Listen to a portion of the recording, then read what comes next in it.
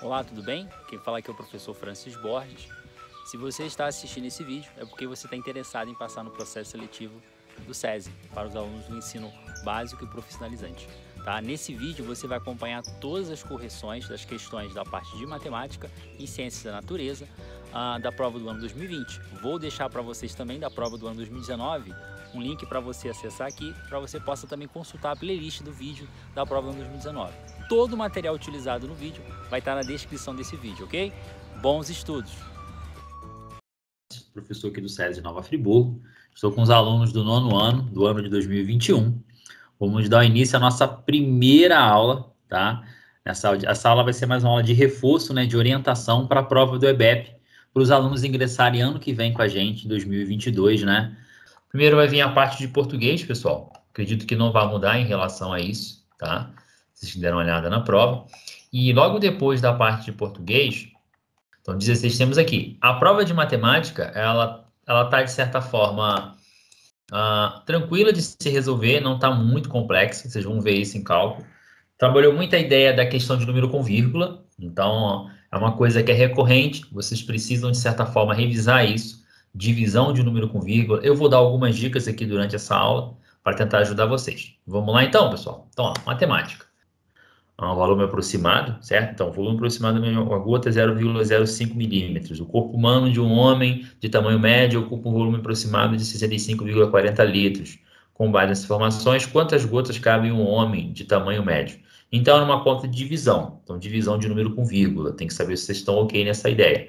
E também em relação à régua métrica, né? Transformar de litro para mililitro. Mesmo que você não soubesse essa definição, você sabe, de certa forma, que 1 litro é 1000 ml, tá? Então, aqui no caso, primeiro, o que eu fiz na minha resolução? Eu dividi, né? Multipliquei os 2 por 100 para que eu tirasse a vírgula.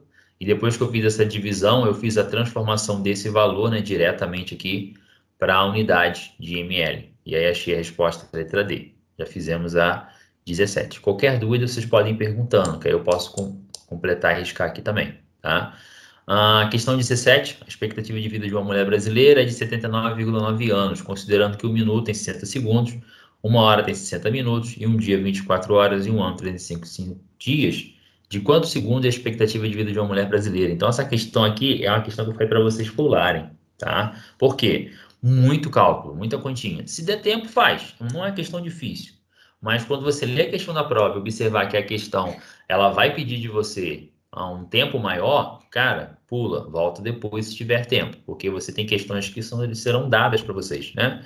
Então, peguei a quantidade dos anos, multipliquei pelos dias, encontrei os dias relacionados aos anos da idade média da mulher. Depois, peguei essa mesma quantidade de dias, multipliquei por 24 horas, então encontrei esse valor em horas. Deixa eu ampliar um pouquinho para quem está no celular consiga enxergar melhor. Depois eu peguei esse mesmo valor de horas, multipliquei por 60 minutos, encontrei a unidades em minutos, né? Esse valor aí, né? Em minutos. Aqui é M. Eu queria fazer o I junto, mas entenderam? Minutos. Depois essa quantidade de minutos vezes 60, achei a quantidade de segundos. Então é muita continha para você multiplicar. Isso toma um tempo, certo? E aí, ele, no questão 18 na prova, ele fala de uma música, de um verso, né?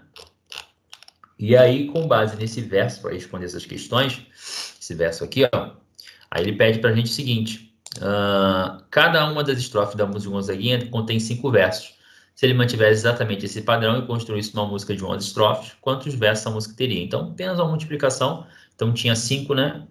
Tem 11, 5 vezes 11, 55. Esse foi meu raciocínio nessa questão também. Na questão 19, foi uma questão que gerou dúvida até no Natan aí, e é normal você ter dúvida nesse tipo de questão, mas a ideia do princípio multiplicativo, ou seja, princípio fundamental da contagem, tem que fazer presente aqui. Exemplo, suponha que eu, Francis, tá? Tenho 3 bermudas, 4 camisas e 2 sapatos.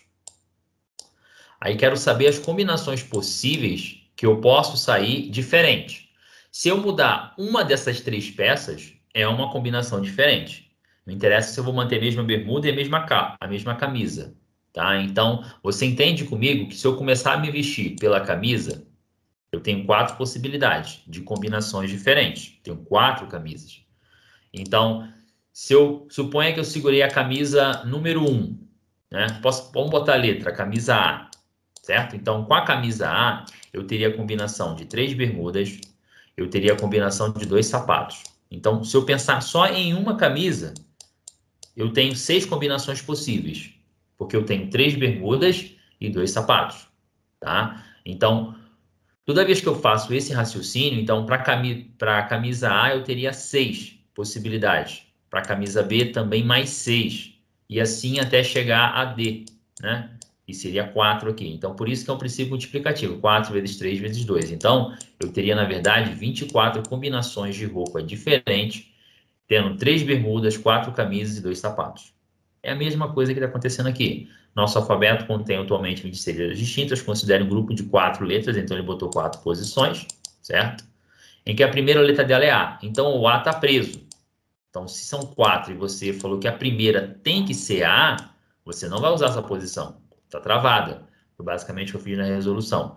E ele falou que pode repetir. As demais podem ser qualquer letra do nosso alfabeto. Então, pode repetir. Nesse caso meu aqui, eu não estou repetindo, porque eu estou contando as possibilidades. Então, eu não vou ter camisa até o pé na camisa, né? Camisa no corpo, camisa na lugar da bermuda e a camisa no pé. Não é essa a ideia. Cada uma dos componentes ali, ela requer um objeto diferente. Aqui, como está se falando em relação às letras, né? É a mesma ideia se fosse número. Eu tenho 26 números. Posso repetir os números, ou seja, posso pensar em 3 combinações numa senha de cadeado, né? Aquele cadeado que tem 3 números. Na verdade, eles vão até onde? Eles vão de 9 até 0, certo? Ou seja, melhor, eles vão de 0 até 9. Então, de 0 até 9, eu tenho 10 possibilidades.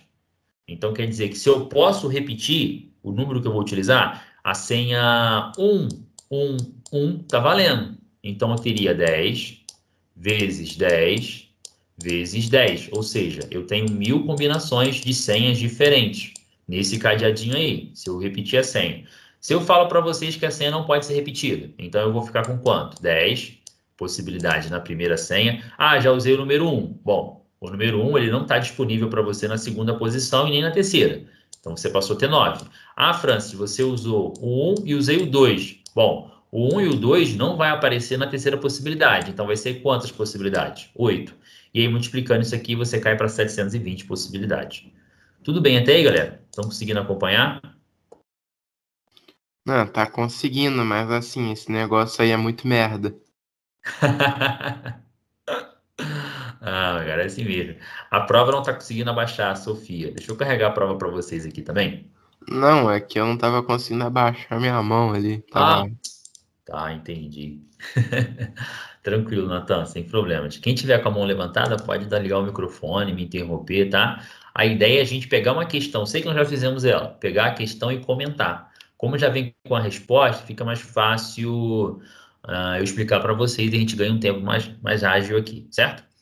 Aí, vou continuar aqui, beleza? Vem a questão 20. Eu fiz questão de comentar essa ideia de senha com vocês, porque é uma questão bacana e eles podem colocar de novo nesse processo seletivo, tá?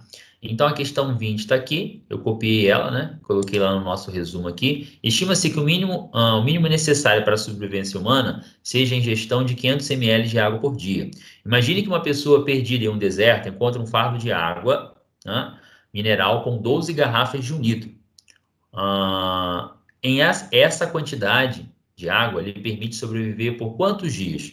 Se não houver nenhuma outra fonte, se a pessoa consumir exatamente o mínimo necessário por dia. Então, você observa que é uma conta de divisão. E você tem que fazer uma comparação primeiro. Ele fala da garrafa de 500 ml por dia, né? Ele falou que tem um fardo de 12, né? Quantidade de 1,5 litro. Então, você transforma essa quantidade de 12, 1,5 litro em ml ainda, está na mesma unidade. Deu 18 mil, tá? Porque quando ele coloca 1,5 litros, você tem que lembrar que esse 1,5 litros é a mesma coisa de 1.500 ml, tá? Como eu fiz aqui. E eu divido essa quantidade na mesma unidade contra a quantidade de dias. Então, assim, muita coisa que vocês vão ver na prova. Essa aqui está muito simples, foi o que eu expliquei para vocês. Se vocês verem um vídeo da gravação de 2019, em que eu estou fazendo também todas as questões na mão, passo a passo com os alunos, você observa um grau de dificuldade maior. Acredito eu que eles vão manter esse mesmo nível aqui. ou um pouquinho mais difícil porque as aulas estão remotas e já passou um tempo da pandemia.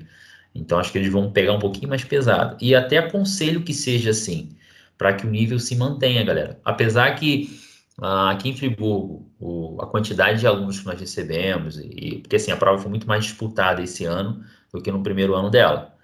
Mas eu já expliquei para vocês como é que vocês correm nessa prova. Vocês só disputam com vocês mesmos. Então, a turma de vocês não tem mais de 80 alunos. Porque, na verdade, nós temos 80 vagas. Então, você tem que fazer o mínimo necessário. Então, não se preocupe com quantidade. Vou disputar a prova com alguém. Não. Você está disputando com você mesmo. Mas não deixe esse pensamento tomar a sua posição na hora da prova lá, que você precisa fazer só o mínimo, não. Faz as questões como se quisesse gabaritar tudo. Porque é importante também se ficar entre primeiros colocados na prova, tá? Que de certa forma só demonstra pra gente o quanto você também se dedicou para essa avaliação, tá? A expressão em cada 6, 1 em cada 6 equivale à representação percentual. Então vamos lá. Se o cara falasse também 25%, 1 em cada 6, você entende que é 1 em cada 6. Posso pensar também que eu tenho uma unidade. Eu peguei essa coisa de unidade e dividi ela em 6 partes iguais. Não vai sair 6 partes iguais aqui, não. 1, 2, 3, 4, 5, 6, né? Considera essa parte aqui. Então, suponha que você pegou 1 em cada 6, ou seja, eu tenho esse desenho, aí fiz outro desenho exatamente igual a esse, né? E eu tenho a mesma divisão, a mesma quantidade. Aí ele fala 1 em cada 6, ou seja, 1 em cada 6, quer dizer que é 1 unidade em cada 6. Isso representa 1 sobre 6. 1 sobre 6, ele quer saber isso no valor percentual. Eu acredito que essa questão aqui deu um pouquinho de dificuldade de interpretação. Então, quando você divide 1 sobre 16, eles foram legais com você, isso aqui na prova, né? Eles nem colocaram esse valor aqui. Se coloca isso aqui, muita gente ia marcar. Estava errado, Francis? Não, se ele perguntou esse valor em percentual, ele vai colocar isso aqui e vai colocar do lado quem também? Porcento, para enganar vocês. Então, o que acontece, Francis? Existe essa quantidade de porcentagem? Existe 0,16%. Mas você tem que imaginar o seguinte, toda vez que eu pego 1, o valor 1 é 100% de alguma coisa. Tá? Então, teoricamente, o 1 é meu maior valor. Qualquer valor número com vírgula que aparecer oriundo desse 1 e eu multiplicar por 100, eu encontro a porcentagem. Exemplo, suponha que eu botei lá 0,8. 0,8, quando eu pego esse cara e multiplico por 100, ele equivale a 80%. Tudo bem, pessoal? Tranquilo isso aqui? Porcentagem cai muito também, tá? Então, se tiver dúvida, é só me perguntar. Foi, né? Vamos lá. Segundo o relatório da Organização das Nações Unidas, a ONU, divulgado em 2019, cerca de 820 milhões de pessoas estavam em situação de fome no mundo. Naquele ano, de acordo com as informações presentes no texto, nesse mesmo ano, o Programa Alimentar Mundial conseguiu ajuda a que percentual da população global em situação de fome. Então, é uma pergunta que eu tirei dentro da prova, então fica meio sem contexto se você só lê sem o texto, tá? Então, a pergunta é essa, mas a gente foi diretamente relacionada à conta. Então, vamos lá. Como é que foi feito o processo aqui? Então, 820 milhões, tá? O computador aqui tá querendo fazer gracinha, né? 820 milhões, 100 milhões, foi que ele ajudou, certo? Então, fazendo uma proporção aqui, uma divisão, você tem 8,2 milhões. Aí, eu fui fazendo o cálculo, só para você observar aqui a falta de atenção. 8,2, errado, cuidado. Então, tem a pegadinha. Por quê? 820 milhões equivale a 100%, certo? E aí, eu tenho que ver quanto que é 100% desse valor, desses 820 milhões. Então, quando eu fiz a conta lá, o que eu fiz? 820, tá? Simplifiquei, fiquei com 82 igual a 1.000. Então, quando eu fiz a multiplicação aqui na proporção. Porque quando você pega a questão, ele fala o seguinte, ó. Segundo o relatório, cerca de 820 milhões de pessoas estavam em situação de fome no mundo, naquele ano. De acordo com as informações presentes no texto, nesse mesmo ano, o Programa Alimentar Mundial conseguiu ajuda a que percentual da população global em situação de fome. E aí, quando você lê o texto, ele comenta o seguinte para a gente aqui, ó. De acordo com o comitê do Nobel, a instituição merece o prêmio por seus esforços para combater a fome, por sua contribuição para melhorar as condições de paz nas áreas afetadas por conflitos e por atuar como uma força motriz em esforços para prevenir o uso da fome como uma arma de guerra e conflito. Em 2019, que no caso é esse ano que ele está falando, cerca de 100 milhões de pessoas em 88 países vulneráveis foram ajudadas pelo plano. Então, esse aqui é a quantidade de pessoas que foram ajudadas. Então, quando ele faz a pergunta para a gente lá, que percentual é esse? Ele quer saber quem é 100 milhões em todo mundo que está com fome no mundo, que é 820. Então, quem seria essa quantidade? Então, 820 é 100%, tá? Então, aqui o 100%, eu fiz a divisão direta, aí eu acabei errando. E quanto que é 100 milhões relacionado a 820? Então, eu fiz rapidinho, deve ser dividido a 8,2. E tinha essa opção para você marcar lá. Então, cuidado com isso. Então, 820 equivale a 100. 100 milhões eu não sei quanto que é. E aí, você fazendo a conta, você fica com 1.000 dividido por 82. E aí, você conta 12,195, aproximadamente 12,2. Então, lá na prova, é importante você prestar atenção no seguinte.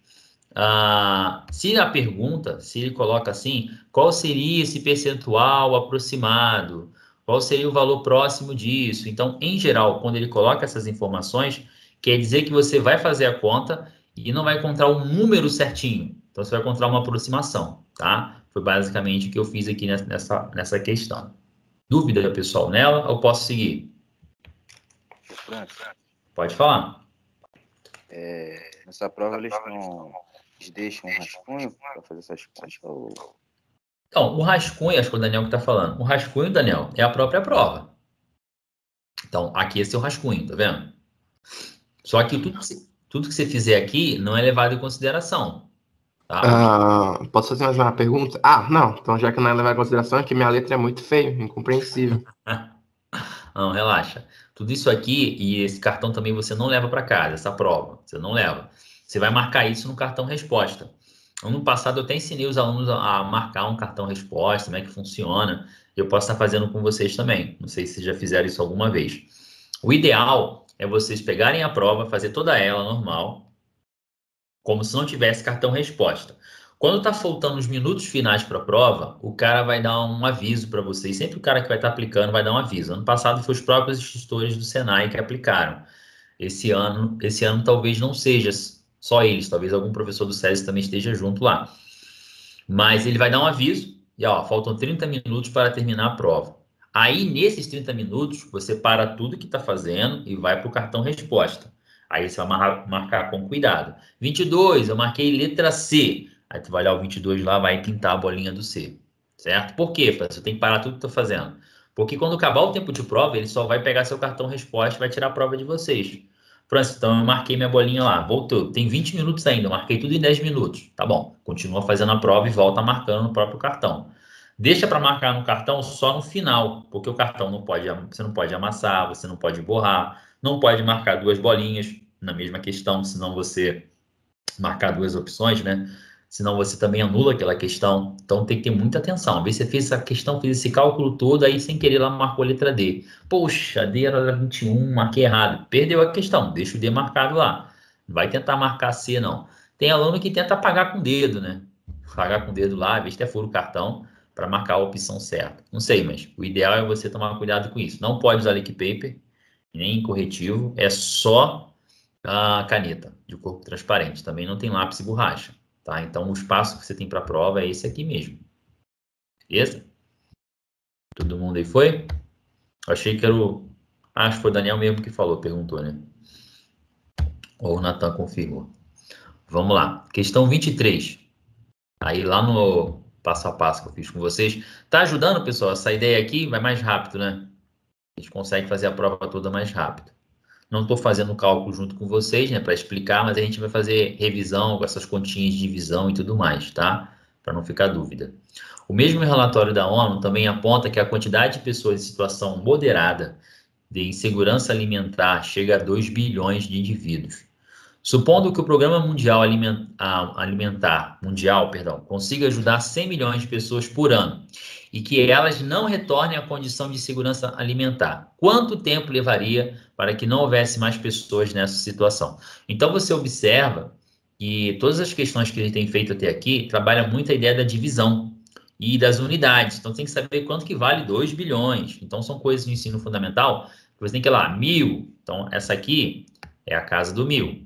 Essa casa é do milhão, né? E essa casa aqui é do bilhão. Então, ele não escreveu o número para vocês, só falou 2 bilhões. Então, 2 bilhões são 2 com 9 zeros, certo? E aí, ele disse para a gente que são 100 milhões de pessoas. Aí, você tem que saber quanto que é 100 milhões também. Então, basicamente, é uma divisão dessa grandeza aí. Na verdade, eu cancelei aqui, ó, 6 zeros. Aqui também eu cancelei 6 zeros. Então, ficou 2.000 por 100. 2.000 por 100 dá 20 anos. Tranquilinho, né? Acho que o mais difícil na questão era entender que tinha que dividir e saber representar essa quantidade. Então, essa prova estava muito mais tranquila que 2019. Tinha contas assim também, mas aí, de certa forma, tinham muitas pegadinhas, né? A questão 24 eu achei difícil, tá? Li a questão várias vezes, aqui em interpretação matemática. A resposta certa é a letra D, porque eu achei difícil. Vamos lá. Qual das alternativas a seguir explica corretamente o porquê da palavra cubo estar entre aspas no texto? Então, a gente tem que voltar lá no texto, até para entender o conceito, certo? Então, tinha uma historinha aqui em quadrinho, né? Essa mesma historinha em quadrinho, acho que foi fantástico, eles utilizaram para fazer na prova de química também, para fazer aquela parte dos dados físicos da matéria que vocês viram comigo. Então, ele fala, lê história em quadrinho, o texto a seguir, para responder 24, 25, 26, 27 e 28. Então, ele botou aqui, Horácio, a velha água pode ser dura, fria, até desagradável, mas basta um pouco de calor, ela pode ser suave, tépida, gostosa. Então, a palavra tépida, eu até então não sabia o significado dela, tá? Conforme o lugar e as condições, pode ser misteriosa, impenetrável, mas sem ela não há vida, tá? Oi, Horácio, a velha Lucinda, certo? Então, aqui ele botou o seguinte, ó, conceito de cubo. A água, componente essencial para a manutenção da vida no nosso planeta, em nossa sociedade, é dotada de propriedades físicas bastante interessantes. Por exemplo, seu volume e forma estão diretamente relacionados ao seu estado físico. Pensando nisso, imagine um cubo de gelo, desses que encontramos no congelador de nossas geladeiras, que tenha 0,05 metros cúbicos.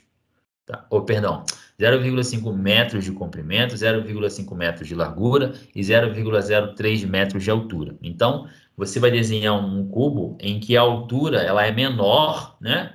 0,02 em relação ao comprimento e à largura. Então, quando eu penso num cubo como esse, na minha cabeça, não vem um cubo certinho. O quê? Um cubo certinho seria todas as dimensões do mesmo tamanho. Tá? Então, quando eu falo a palavra cubo, quer dizer que eu peguei uma coisa e multipliquei por ela mesmo 3 vezes, tá vendo? Então, isso aqui seria um cubo. Então, na minha cabeça, teria que ser 0,5 em todas as dimensões. Então, 0,05 aqui, né? Já está na mesma unidade, certo? Embaixo. Então, isso aqui é o comprimento, esse aqui é a largura, e esse aqui é a altura que eu vou botar em letra H, tá? Então, essa altura aqui, na verdade, ela está nesse tamanho aqui, ó. Tá menor. Ela não está no tamanho normal, porque ela tem 3, 0,03. Então, fica mais um conceito para mim de paralelepípedo, né, do que cubo. Penso eu assim. Aí ele fala, qual das alternativas a seguir explica corretamente o porquê da palavra cubo está, entre aspas, no texto. Embora utilizemos o termo cubo para nomear esses pedaços de gelo, cubo de verdade só podem ser feitos de material metálico. Nada a ver essa questão, né? A expressão cubo de gelo é um absurdo de linguagem, pois as medidas escritas no texto não correspondem de um cubo. Eu talvez marcaria essa, porque tem uma questão do conceito em português, tá? Abuso de linguagem quer dizer que você está forçando uma barra, certo? C. O termo cubo empregado no texto está matematicamente correto. As aspas são apenas um destaque. Matematicamente correto, a meu ver, não estaria, porque com a ideia de cubo, é você falar 2 ao cubo, como é que você fala? É o 2 elevado a 3. Então, é a mesma coisa multiplicada 3 vezes, 2 vezes 2 vezes 2. Ali não, é 0,05, 0,05 vezes 0,03. D. A expressão cubo de gelo está totalmente de acordo com o conceito matemático de cubo, em conformidade com as medidas descritas no texto. Então, essa letra D eu achei, assim, uma pegadinha, tá? Porque se você olhar o gabarito, a opção correta para a letra I é a letra D, tá? Então, é uma questão que eu mesmo erraria, bem sincero a vocês, tá? A expressão cubo de gelo é um abuso de linguagem, perdão, mesmo sabendo que qualquer pedaço de gelo tem sempre o formato de um cubo. Mentira. Então, você ficaria com dúvida aí. Eu ficaria com dúvida fácil, C, D, entendeu? Aí fiquei naquela. Mas aí acerta a letra D. Mas vamos lá. Por que, França, é a letra D? Ele coloca o seguinte: a expressão cubo de gelo está totalmente de acordo com o conceito matemático de cubo. Tá? Beleza até aí. Pode colocar. É a ideia de cubo também. Mas se você colocar para mim que é em conformidade com as medidas descritas no texto. Então, eu fiquei assim, meio que forçação de barra. Eu não sei. Às vezes é uma questão passível de anulação. Eu acho que eles podem ter errado aqui esse 0,3 era 0,5 mesmo, não sei. Tá? Próxima questão. 25. Suponha que o lago, o qual Horácio está nadando, no quadrinho 3, né? Vamos lá então. Ele está nadando no quadrinho. É sempre bom você voltar à prova. Quadrinho 3, ele está nadando aqui. Tá? Isso é bacana. Tenha volume de 30 metros cúbicos, centímetro e milímetro. Beleza? Isso aqui são unidades de comprimento. Quando é área, é ao quadrado. E quando é volume, é ao cubo. Cada passagem aqui, ou você divide por 10, ou você multiplica por 10. Tudo bem até aí? Então, isso aí eu vou revisar com vocês depois. Tá? Isso é bacana entender isso aí. Mas a nossa unidade aqui, ela já está em metro cúbico. Ou seja, está aqui, ó. Vou botar um 3 aqui em cima. O que é um metro cúbico? Um metro cúbico é toda vez que você multiplicar três dimensões, igual eu fiz desenho lá do cubo. Fiz desenho do cubo na prova, não foi? Foi na prova. Então, ó, eu tenho 3 dimensões aqui, tá vendo? Comprimento, largura e altura. Em geral, quando a gente fala 1 metro cúbico, a gente tem o quê? Uma caixa d'água, 1 metro por 1 metro por 1 metro. Então, 1 vezes 1 vezes 1 dá 1 metro. 1.000 litros d'água. 1 metro cúbico é 1.000 litros d'água, tá? Mas eu posso ter também unidades que estão se multiplicando em tamanhos diferentes, tá? E esses tamanhos diferentes vai gerar para mim o valor 30, por exemplo, tá? Suponha que eu tenha a seguinte notação aqui, eu tenho uma caixa lá, ele falou o valor do lago, mas o lago não é um cubo, mas estou desenhando para vocês terem uma ideia. Se você multiplicar 2 vezes 3 vezes 5, e todas essas unidades aqui são metros, quando você multiplicar esses 3 valores aqui, você vai ter quanto? 30, tá? Então, você tem 30 metros cúbicos aqui, certo? Se eu sei que 1 metro cúbico equivale a 1.000 litros, então você sabe que ali são 30.000 litros. Dúvida nisso, pessoal? Tô sem mouse de novo. O mouse parou de funcionar. Comprar o mouse. Acho que ficar levando ele pro César, ele estragou. 1.000 litros. Beleza? Então, tem 30.000 litros ali. Só para ter esse conceito em mente, tá? Aí ele fala o seguinte pra gente aqui na questão, ó. Então, pode deixar que eu vou revisar isso aqui com vocês. Relaxa, vai ter tempo até lá. Isso aí rapidinho eu explico. Suponha que o lago que Horácio está nadando, no quadrinhos 3, venha um volume de 30 metros cúbicos de água. E que toda a água contida nele tenha vindo de cubos, de gelos derretidos. Com as dimensões descritas no texto. Então, ele já falou para você as dimensões desse cubinho.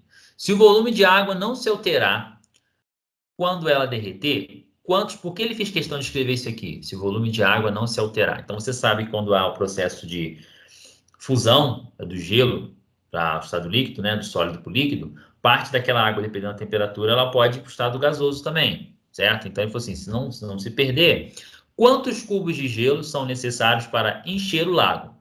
Lembre-se que o volume de um cubo pode ser calculado multiplicando a altura, então ele até explicou como é que calcula o volume. Ele fez questão de dar uma dica para vocês, como calcula o volume de uma figura. Qualquer figura, galera, o volume dela vai ser sempre área da base vezes a altura.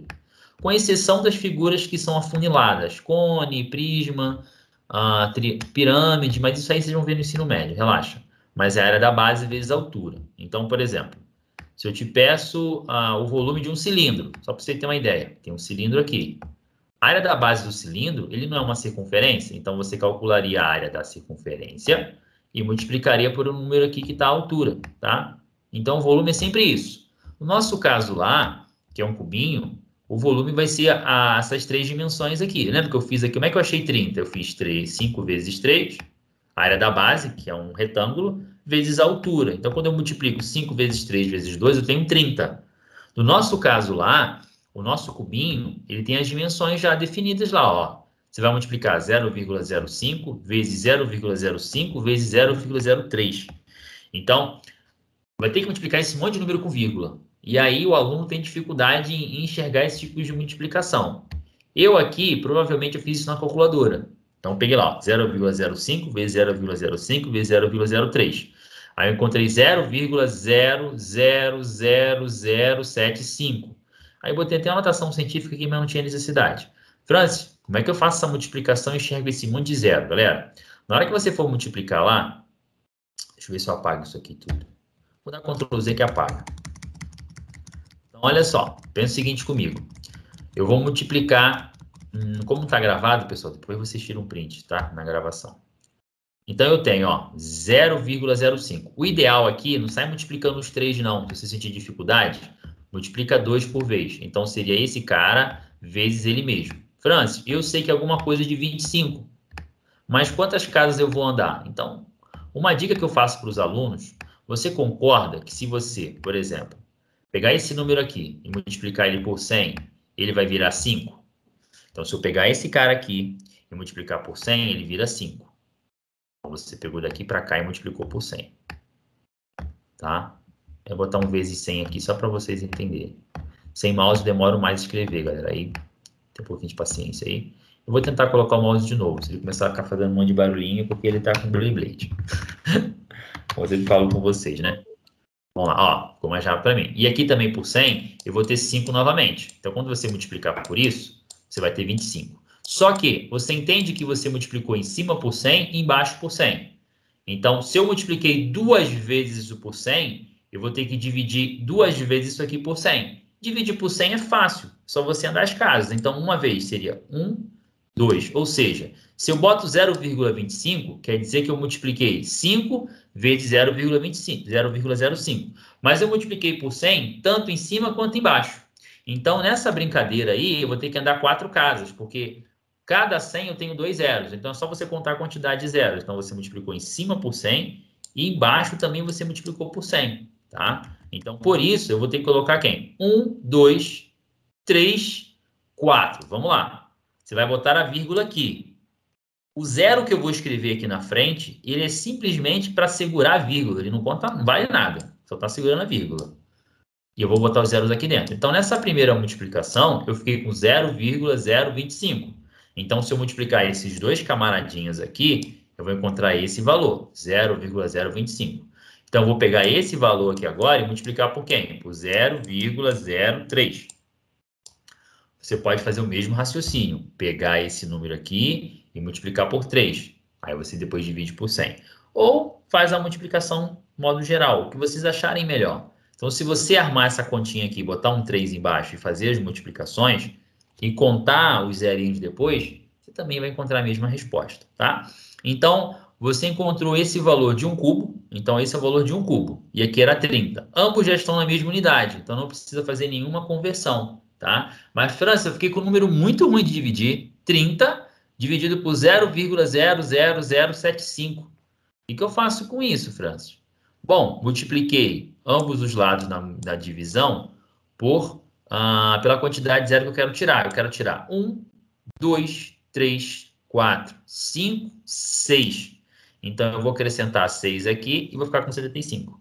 E aí você consegue dividir, vai encontrar, ó, 400 mil, tá? 400 mil cubos, certo? E aí a resposta certa é a letra D. Dúvida, pessoal? Foi tranquilo? Dava um pouquinho de trabalho essa aqui também, né?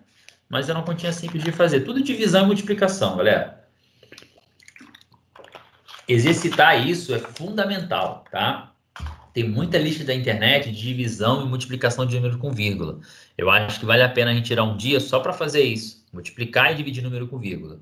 Que aí você vai exercitando, porque você vai ganhar tempo. Tabuada é uma coisa fundamental, cara. Você não pode estar aqui no 9º ano com dificuldade em tabuada. Tranquilidade? Vamos lá? 26? Imagine que alguns milhões de anos depois da história vivida por Horácio, alguém resolvesse canalizar a água do lago, de modo a levá-la para um reservatório por meio de canos. Se a cada 2 horas saem 500 litros de água do lago, quanto tempo levaria para esvaziá-lo completamente? Certo? Então, aí que está uma questão. Ele deu para você aqui também uma ajuda, ó. 1 metro cúbico é 1000 litros, certo? O que nós sabemos lá? Nós sabemos que 2 horas, eu fiz isso aqui, pode fazer assim ou você pode fazer por divisão. 2 horas são 500, eu botei 500 litros no sentido da quantidade de água, tá? Que ele fala aqui, ó. Se a cada 2 horas, 500 litros de água do lago, certo? Então, ó, 2 horas, 500, 4 horas, 1000. Então, eu sei que 4 horas equivale a 1 metro cúbico. Observa que eu nem fiz muito cálculo, foi mais lógica. Então, se 2 horas é 500, 4 horas vai ser, no caso, o dobro, vai ser 1000 litros, 1 metro cúbico. Como são 30, então quer dizer que a cada 4 horas eu tenho 1 metro cúbico. Então, seria 4 vezes 30, 120 horas, letra E. Tranquilo, gente, o raciocínio?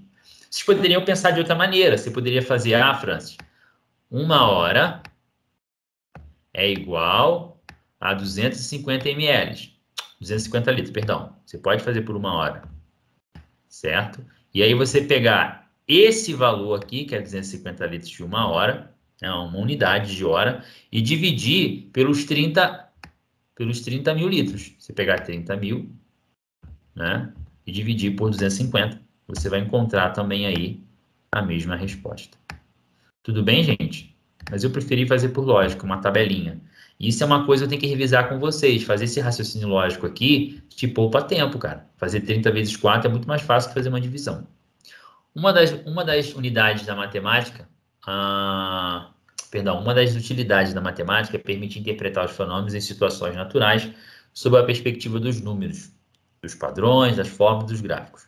No último quadrinho, Horácio e Lucinda estão sentados sobre uma pedra cujo formato não lembra do gráfico de uma função quadrática.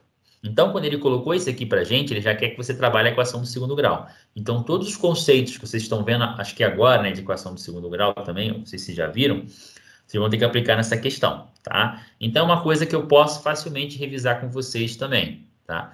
Se assemelha-se a uma parábola, com cavidade voltada para baixo. Então, quando ele fala com cavidade voltada para baixo, o que você tem que saber?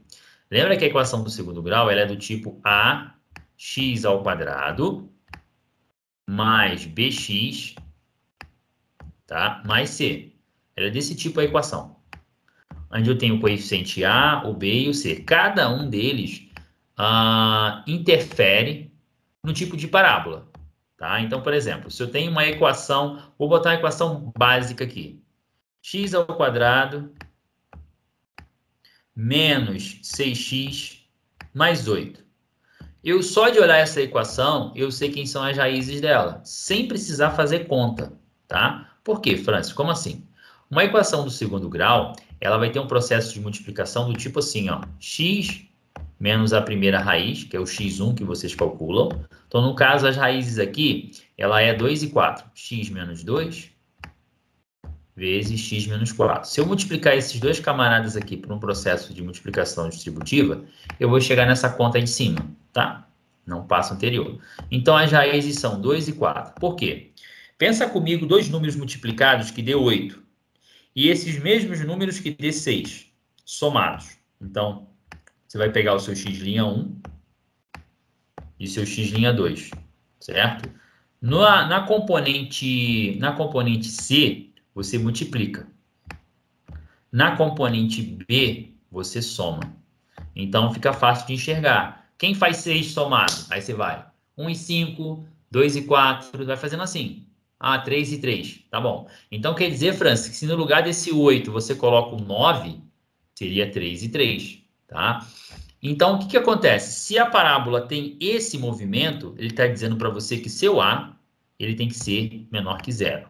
Então, o seu A é negativo. E aí você vai olhar a equação que está aqui do lado.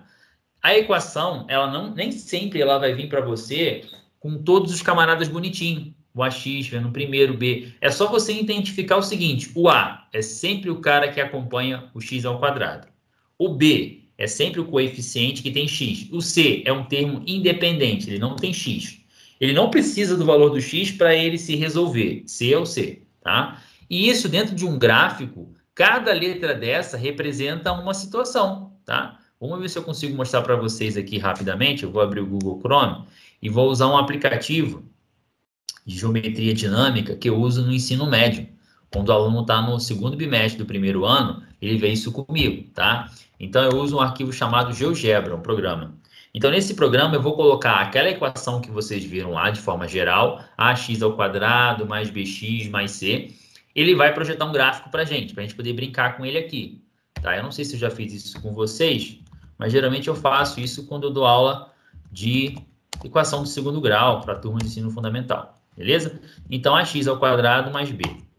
Ele gerou para mim essa equação aqui, tá? Então, vamos entender, Francis, o que acontece. Todos os valores aqui estão com 1, tá? Ó, a equação, deixa eu ampliar um pouquinho aqui, ver se eu consigo ampliar. A equação do tipo é 1x² mais 1x mais 1. Então, se eu variar, se eu modificar o valor de c, o que o c é? A componente c, ela vai dizer para a gente aonde esse ponto está cortando o eixo do x, tá? Então, eu coloquei aqui objeto, não, deixa eu botar um ponto objeto para vocês verem. Ponto objeto vai ser melhor, vocês vão conseguir ver andando aqui no gráfico. Foi.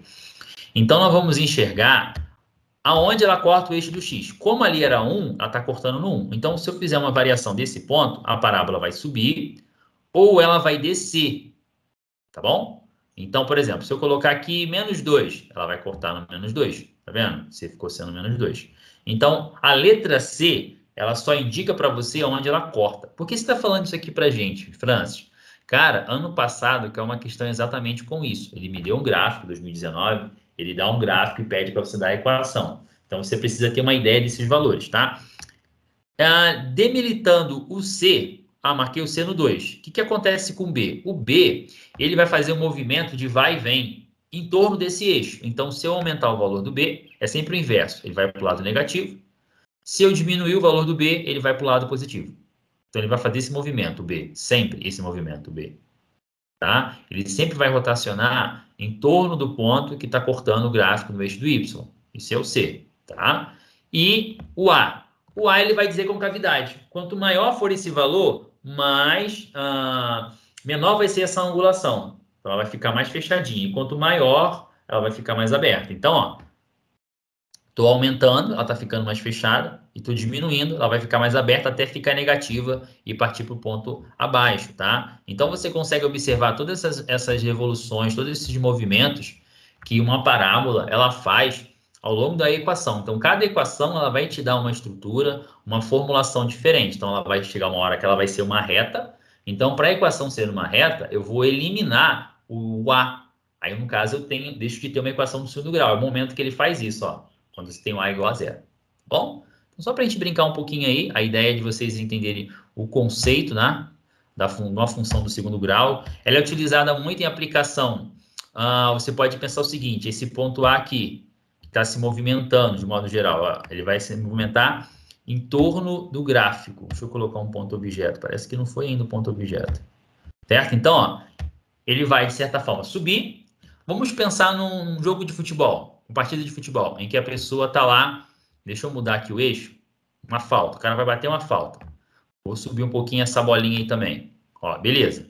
Tenta imaginar o seguinte, ó, o cara, ele está aqui. Isso é matéria de física, tá, pessoal? Ele está aqui no 1. Deixa eu colocar ele aqui no 1. Cadê o ponto B? Deixa ele voltar para mim aqui. Ele está voltando, beleza. O cara está aqui, vai bater a bola, ó. Está aqui. A bola, ele vai chutar ela sobre a barreira. Ela vai subir, chega uma hora que ela tem um ponto máximo, que é a altura máxima que ela vai atingir, que é o vértice da parábola, tá? É o ponto médio entre x1 e x2, que vocês... Na verdade, o x1 e x2 é o ponto em que a parábola corta o eixo do x. E depois ela vai cair novamente. Então, x2, x1, onde a bola sai, o cara tá chutando. O cara vai chutar essa bola. Ela vai subir, subir, subir, depois ela vai descer. Então, se eu pensar em lançamento oblíquo também, na física, é a mesma ideia, é uma equação do segundo grau. Então, vocês estão vendo isso no 9º ano, mas vai ter total aplicação para vocês no ensino médio. E comigo, no 1º ano, vocês veem todas essas propriedades acontecendo, tá? Vocês vão desenhar essa parábola, vocês vão calcular e entender que valor está nesse ponto. Em física, quando a bola, que tempo ela demora para chegar nesse exato momento aqui? Enfim, vocês vão ver isso na parte de balística lá. Quando o cara vai fazer o lançamento de um míssil, saindo em terra, ele tem que saber uma equação do segundo grau para fazer esse movimento. Tá? Tá aí uma aplicação para vocês. Beleza? Geralmente eu gosto de brincar com isso aí porque facilita o raciocínio do aluno. Isso, função. Tem a ver com função. Perfeitamente. É uma função do segundo grau. Foi? Então, o que ele falou para a gente aqui? Se o A é menor que zero, ela tem esse movimento, com cavidade voltada para baixo. Então, você vai olhar todas aquelas em que o x está negativo. Galera, questão dada, né? O único x ao quadrado está negativo é essa. Não teve nem muito o que fazer. É você olhar a equação e marcar. 2019 estava mais difícil essa questão, mas eu estou observando, só tem 2 provas até hoje. Mas tem questões que sempre caem. Isso vai cair nesse ano, com certeza. A equação do segundo grau vai cair.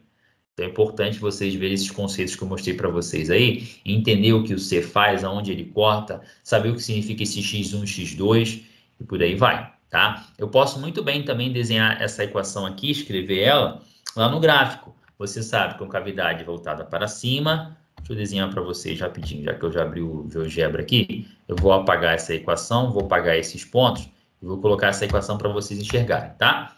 X ao quadrado, tá? Menos 6x mais 8. Então, o que acontece com essa parábola? Ela está cortando esses 2 pontos aqui, que no caso ela está cortando no... Opa, desculpa pelo ponto aí. Ela está cortando... Opa, vamos ver, vamos lá.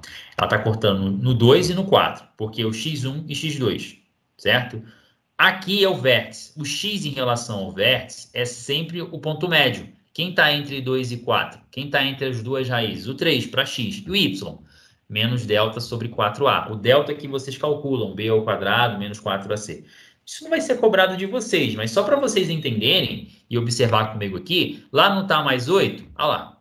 A parábola corta o eixo do y no 8, porque aqui é mais 8.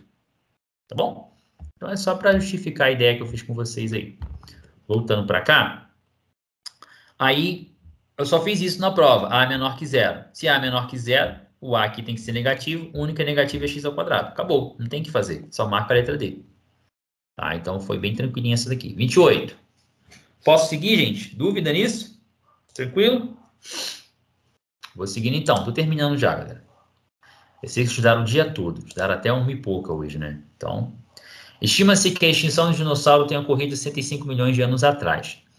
Estima-se também que os primeiros indivíduos da espécie Homo sapiens, a nossa espécie, tenha surgido na região da África há cerca de 200 mil anos.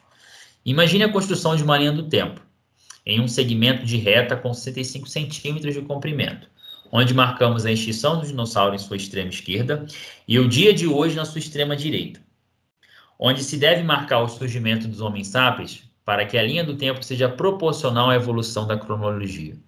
Galera, achei difícil essa questão. Eu li, aí li de novo. Por que eu achei difícil? Não é uma questão só de escala. É escala, Francis, de 0 a 65 centímetros. Então, cada um desses centímetros aí representaria 1 milhão. Ótimo, sabe? Isso aí eu entendi. Agora, como é que você marca dos 200 mil anos em comparação à ideia do centímetro, tá? E aí ele explicou para vocês a extrema direita e a extrema esquerda. Aí você tem uma linha do tempo. Aí quando você pensa em linha do tempo, o ano anterior, então o maior vem atrás e o novo vem na frente. Então quando você marca o ano atual é 2020, né, que é a prova é do ano passado. E aí você faz o cálculo, você vê que 1 centímetro equivale a 1 milhão, porque 65 centímetros, 65 milhões, tá, de anos. Então ele quer saber quanto que é 200 mil anos, x. Faz uma regra de 3 e você acha lá 0,2 centímetros. Só que esse cara está em centímetro, aí você esquece isso. Aí tu vai lá, marca, vai ver se tem essa opção. Não tem, ele ajudou. Mas enfim. Então, 0,2 centímetros é a mesma coisa que 2 milímetros. Aí, novamente, te volta naquela régua do quilômetro, hectômetro. Por quê? Você vai ter metro, decímetro, centímetro e milímetro. Então, você tem que saber que 1 centímetro equivale a 10 milímetros. Aí é só você lembrar da régua que vocês têm em casa aí. Normal, a régua normal que nós temos. Você precisa de 10 tracinhos para fazer 1 centímetro, que é a ideia do milímetro. Tá? E aí você faz a conversão. Achei uma questão difícil. Tá bom, galera? Fiz questão de colocar aqui porque realmente achei difícil. Para aluno ler, interpretar, dá um pouquinho de trabalho. Mas é uma questão maneira de fazer. Não tem muito cálculo. Observa, o cálculo é bem simples. Mas a interpretação dela que requer esse raciocínio. Principalmente quando fala à direita, à esquerda. Então você tem que lembrar de linha de tempo, linha do tempo, que é uma matéria de história, né? Tudo bem até aí? Vocês estão aí, crianças? Vocês estão, né? Tá bom. Vamos lá. 29, para a gente finalizar. Teorema de Pitágoras também caiu em 2019. Então vai cair de novo esse ano. Então preste atenção nisso. É importante você revisar esses conceitos. No outro caiu como conta, aqui também, que caiu duas questões teoricamente com o Teorema de Pitágoras, né? A 29 e a 30. O famoso Teorema de Pitágoras diz que o quadrado da hipotenusa é igual à soma dos quadrados dos catetos. Da maneira como está escrito o enunciado do teorema, pode induzir ao erro, pois não menciona que. Vamos lá. A resposta certa é a letra A. Por quê? O Teorema de Pitágoras, ele só é verdade, tá? Quando você tem uma hipotenusa também. Hipotenusa ao maior lado. Mas sempre que eu tenho um ângulo de 90 graus com a base, tá? Desse triângulo. Então, eu vou dizer o seguinte, aqui é um cateto, aqui também é um cateto, aqui eu tenho uma hipotenusa. Então, o teorema ele só é verdade se for um triângulo retângulo. Se não for retângulo, você não consegue trabalhar o Teorema de Pitágoras, tá? Como assim, Francis? Se tiver um triângulo mais espaçado dessa forma. Isso aqui é um triângulo também. Só que esse ângulo aqui não é 90 graus. Sei lá, 120, 100 graus. Então, só pode quando o triângulo é 90 graus. Triângulo 90 graus são triângulos retângulos, tá? Aqui seria um triângulo obtusângulo, que é maior que 90 graus. Tá? Escaleno, todos os lados são diferentes, sim. Mas eu posso ter um triângulo pitagórico seno isósceles, um quadrado. Pensa no quadrado aí. Pega o quadrado e traça uma diagonal. Bom, se é um quadrado, esse lado é igual a esse. Então, o escaleno não é. Entendeu? Então, assim, eram umas pegadinhas, mas a resposta certa é a letra A. Só podemos aplicar o Teorema de Pitágoras em triângulos retângulos. Tá? Então, ele não buscou, assim, você calcular nessa questão, mas você buscou você entender o conceito. Beleza? De boa, pessoal? Vamos lá que já bateu nossa hora. 30. E aqui o 30 eu fiz por uma regra prática, que eu vou explicar para vocês aqui. Ó. Um pedreiro experiente precisa confirmar se suas paredes de obra estão em perfeita esquadria, perdão. Ou seja, se formam ângulos de 90 graus entre si. Para isso, ele faz uma marca em uma das paredes a 60 centímetros de interseção da outra marca. Na outra parede, na mesma altura, mais a 80 centímetros da interseção, conforme a figura. Então, ele marcou aqui, puxou uma linha, parará, 60 centímetros. Aqui ele marcou outra, 80. Para saber se isso aqui realmente está no esquadro, isso aqui forma um triângulo pitagórico, certo? Esse desenho aqui. Então, aqui tem um ângulo de 90 graus. Se tem um ângulo de 90 graus, elas estão em esquadria, essas paredes, elas estão certinhas, tá? E aí ele fala o seguinte, em seguida, o pedreiro esticou o barbante desse ponto a esse aqui. Esse aqui é o barbante que eu acabei de desenhar. De uma marca a outra, em linha reta, deixando uma extremidade do barbante sobre cada marcação, aqui e aqui. Se as paredes estiverem realmente fazendo um ângulo de 90 graus entre si, qual deve ser o comprimento exato do barbante? Aí você faria 60, né? 80, aí bota esse cara no Teorema de Pitágoras, que ficaria h ao quadrado igual a c ao quadrado. Olha o trabalho de conta que vocês teriam que fazer. Fazer 80 ao quadrado. Não, eles não queriam que vocês fizessem isso. Basicamente, não. Isso aqui é um triângulo pitagórico. O que é um triângulo pitagórico? Tem triângulos pitagóricos que eles obedecem um padrão, que é o tal do 3, 4, 5. Tá? Então, 3, 4, 5. Enxerga esse triângulo 3, 4, 5, mas em pé, né, na verdade, né? Aqui, ó. Essa situação. Aqui estaria o 4, aqui estaria o 3. Por que eu sei que aqui estaria o 3? Porque esse lado é menor que o outro, menor que esse. E aqui estaria o 5. Esse triângulo, ele é um triângulo pitagórico. Quantas vezes ele teve que multiplicar o número 4 para chegar a 80? 20 vezes, porque 4 vezes 20 dá 80. Não precisa nem fazer conta. Então, se é um triângulo 3, 4, 5, 5 vezes 20, eu vou encontrar 100. Nem fiz conta. 100. Então, exatamente 100. Foi o que eu fiz aqui. Eu desenhei 3, 4, 5, 100. Facilita, não precisa ficar fazendo conta. Se você consegue enxergar, por exemplo, vamos lá. Se eu falo para você que aqui é 20 e aqui é 15. Então, é um triângulo 3, 4, 5. Então, você vai enxergar que esse cara era o 3 e esse cara era o 4. Estou multiplicando por quanto? Isso aí, por 5. Então, aqui é 25. Não precisa fazer conta, se ele for 3, 4, 5. Beleza, crianças? E aí, a gente fecha a parte de matemática. Tá? Deixa eu voltar com vocês aqui. Espero ter ajudado. Beleza? Então, pessoal, vou estar parando aqui a gravação e aguardo vocês